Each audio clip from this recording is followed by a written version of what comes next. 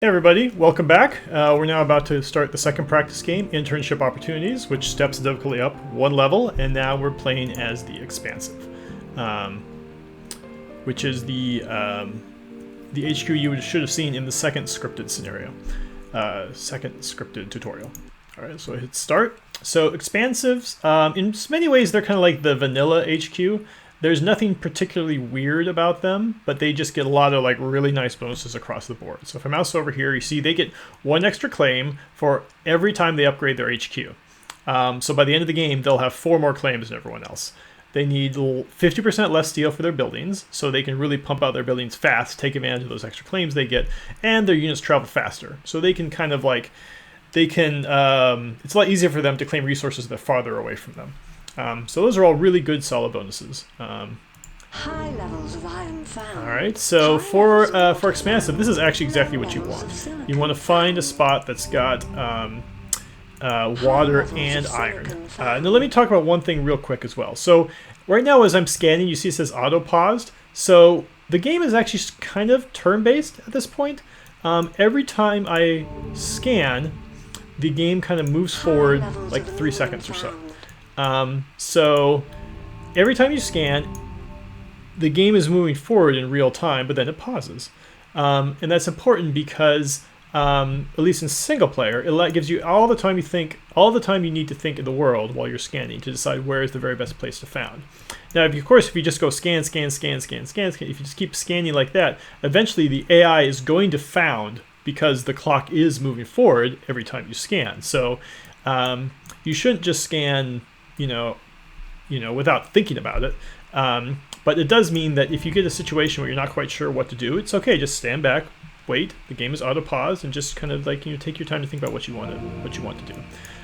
So again, I said, high water, high iron is pretty good, but like it'd be really great if I could find maybe 2 sources of iron or 2 sources of water, so I could put get some nice adjacency bonuses. So this is a pretty reasonable spot here. I got some high water, got some high aluminum, so that actually looks pretty good. I could ship the high iron from over here. Let's see what's up here. It's giving me a hint up here that this is volcanic terrain up here, so I might be able to find some more iron up here. And I do. Okay, this looks pretty good. So this has actually got high iron, 2 high iron next to each other, which would be great. And also some water nearby. So I'm going to found here, grab some of that iron. Okay, again, so I want iron. Go to the metal mine, put it here. Put down 2 steel mills. I'm going to put one of the steel mills right on top of this high iron, and this just helps ensure that the AI is not going to grab it from me. Got 3 claims left. I want to grab this high water that's nearby. And also important, let's mouse over. Let's see what are the resources that are important to upgrade your HQ. That's always a very important thing to pay attention to. So Expansive HQs, they need aluminum, they need steel, and they need glass. Okay, so I'm going to be making steel. I've already have as much glass as I need, so I don't have to worry about that for a little bit, but I need some aluminum. So let me go ahead and grab some aluminum. You see, every time you click on a building, it'll show you the where the best locations of those resources are that are relatively close to you. So, I look at these different lines, and I probably want the closest one, which is down here, just a high aluminum tile. Okay, so that leaves me with one more claim. I'll probably use that for a geotherm, take care of my power problems. Oh, wow. So it looks like, by the way, if you click on this button, I'll show you the distribution of resources on the map. And you can see there's actually only one geotherm. If you click on it, it'll go there. So I want to grab that geotherm before anyone else does. So I'm going to put that geotherm there. And that's it. Now you see the upgrade button is going, so go hit that to upgrade. So now I got 5 more claims to work with. I got extra claim because I'm expansive. Now what I want to do, maybe I want to start thinking about taking control of my life support. So you see right now I need food. I'm losing food. I'm losing oxygen. And I'm also will be losing fuel once I get some blimps in the air. Oh, and my opponent has founded. Samorain has founded. He is expansive. And he's claimed some aluminum. The black market is online. So let's see what I want to do here. Let me get into food first. I'm gonna put some food here. There and there. Leaves me with 3 more claims. Maybe I'll build some reactors. Put them over here. Now the reason I'm not putting them next to each other is because of this thing, the black market. Let me show you what you can do with the black market. Actually, it's a bit tricky because Sam is built right next to my buildings, but I'll show you anyway. You can buy an EMP. I'm going to go right here. Oops. Let me wait to see what else his plans he's planning to do. Alright, so I'm going to take this EMP. I'm going to put it here. And so this is a good example. I can't hit all of his buildings. What this EMP does is it basically freezes your opponent's buildings within this radius. And it hits them the most that are in the middle. So I'm going to do it right here. That'll hit his water pump, and it'll also hit one of his metal mines down there. So those are frozen. They're going to be knocked out for a decent period of time. And that's the thing. If he had clustered all of his buildings together, I could have knocked them all out at the same time. Alright, so now I'm going to upgrade my HQ. 6 more claims. So what do I want to do? Again, very important to pay attention to what you need to upgrade. I've got a source of aluminum. I've got a source of steel.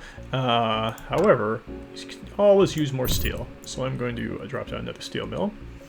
And you need glass. Okay, glass. Great. Here's glass. It's produced by glass kiln, consumes oxygen and silicon. Okay, oxygen. Oxygen is this. You need the reactors. Okay, great. I'm making oxygen. That's no problem. But I need silicon. So let me click on this here. Okay, the nearest silicon's a long way away. But that's alright. I'm expansive. I got those fast freighters.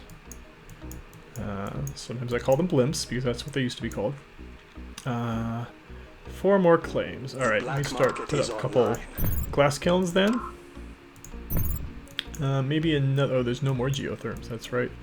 Maybe what I'm going to do is I'm going to put down 2 solar panels. And what I'm going to do is I'm going to connect it all the way here. So now this water pump here is connected to my HQ. And what's great about that is now I no longer need blimps to fly from this water pump to my HQ. Instead, because it's connected, the water just gets automatically shipped into the headquarters.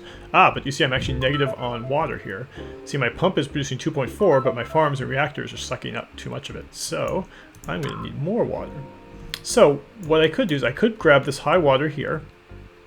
Oh, well, first of all, I'm out of claims. So what do I need? I need more glass. All right, that's fine. I will sell some steel and buy some glass, and I will upgrade. Got some more claims. So I want some more water. So I could grab this high water here. See, that's going to give me 2.4. Or I could just grab it here. That's going to give me 1.8. But I don't have to ship it all the way across the map. I just get it immediately. So I'm going to decide to do that instead. So that will help out with the water trouble. And what else do I want to get into?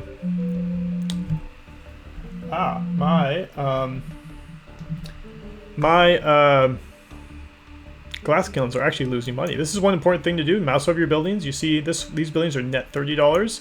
These buildings here are net $33. That's telling you, it's basically doing the math for you. It's saying, okay, this much oxygen and this much silicon costs this much, and it produces this much glass, and if you're going to add those two things together, it comes out to negative 42.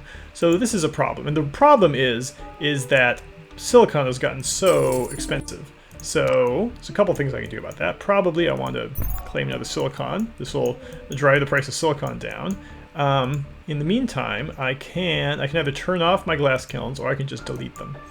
I think that eventually glass is going to come back, so I'm going to hold down Shift, click, click, and that, oops, no, sorry, it's not Shift, it's Control. Click on Control, click, click, turns those buildings off.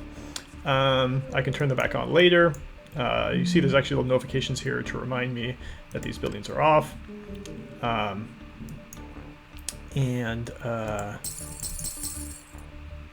I still have 4 claims, so what do I want to get to? Okay. Again, similarly to that net revenue here, if you mouse over the buildings, it's also going to tell you the net revenue. So current net revenue, this is losing money, this is losing money. Chemicals, all right, chemicals are a good bet. You can make some money in chemicals. So I'm going to instead build some chemicals out here.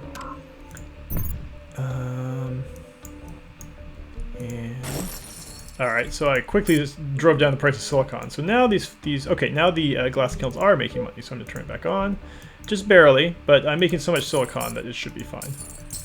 All right. In the meantime, they start getting involved in the stock market here, and I start buying out Sam.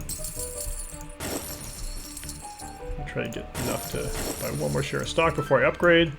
All right, let me upgrade. Got 8 more claims. What do I want to get into? All right, one thing that might be nice is I'll build a pleasure dome. It's a very simple. These are the advanced buildings down here. Pleasure dome is very simple. What it does is it just produces a little bit of revenue every second. See, if I mouse over it, pleasure dome will generate up to $100 when constructed. Now, where should you put the pleasure dome? A good place to put it is next to the colony, because you see these little buildings here.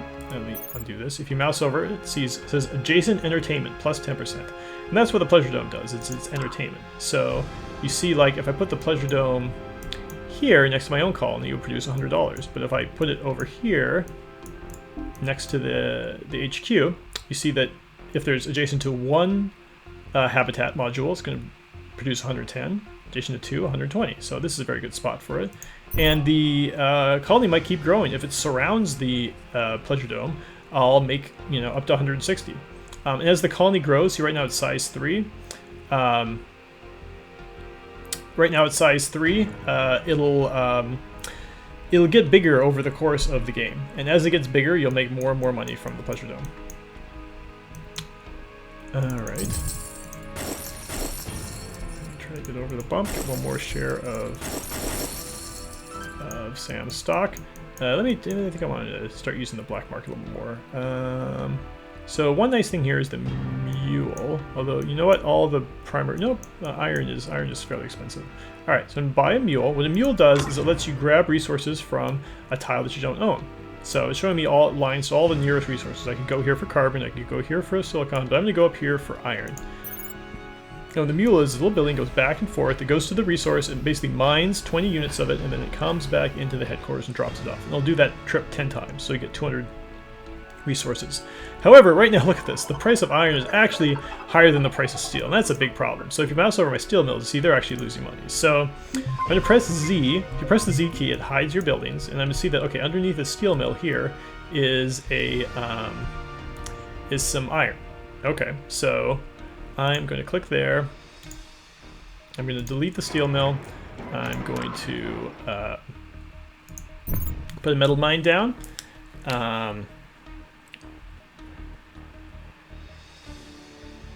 Just making a note to myself about something.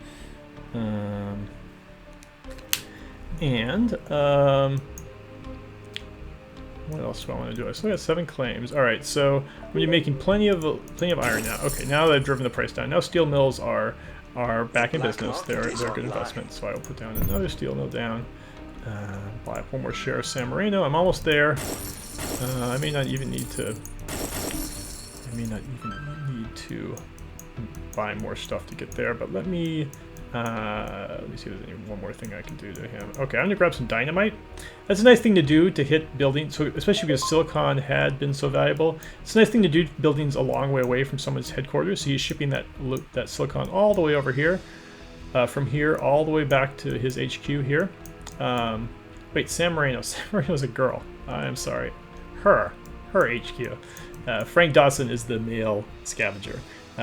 There's a male and female CEO for each of the corporations. So I'm gonna take the dynamite. I'm gonna blow up the. We're not surprised, just disappointed in you. Okay. So what happened there is there's also a building, a black market item. It's right here. It's called the Goon Squad. And what that does is actually protects you from sabotage. So if someone wants to hit you with a mutiny or a dynamite or an EMP, you can put a Goon Squad on that tile. And if someone attacks you on that tile, you're safe. You also get the sabotage item. So I hit her with dynamite.